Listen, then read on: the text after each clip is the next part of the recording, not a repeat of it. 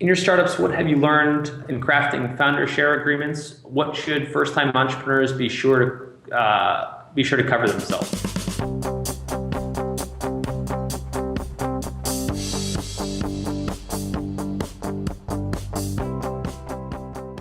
Kyle, one thing I want to ask you on that is I'm going to give you a relatively short answer, but then there's a longer answer that actually involves some documents that I'd like to share with you. So just email me at will@fundable.com.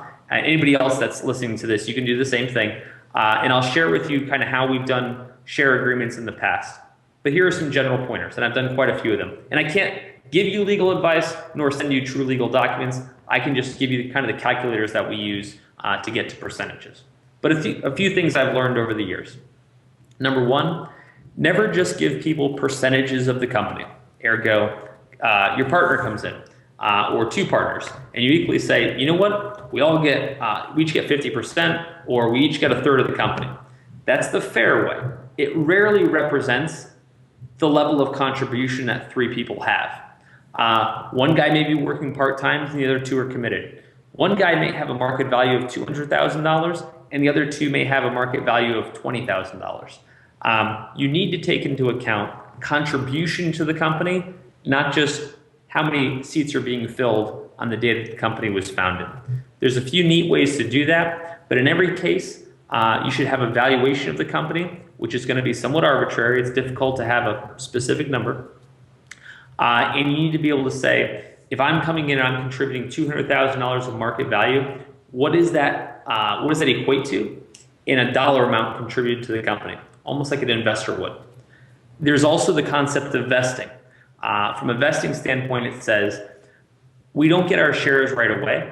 As we contribute to the company, we earn a portion of our shares. And that may take a year, 2 years, 5 years, etc.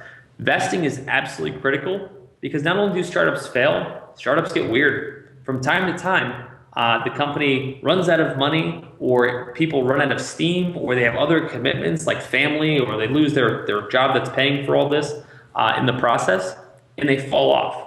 What you can't have are people that are in the company that are no longer contributing. So if one guy that was sitting in that filled seat on day one now has 33% of the company, but he doesn't contribute at all, he can't just have 33% of the company for life.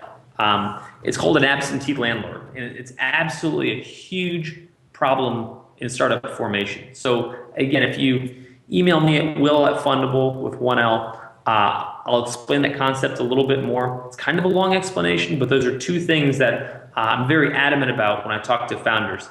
Make sure there's a way to pull stock back when and if the contributors leave, and make sure that everybody's contribution is measured in terms of dollars and cents, not percentages.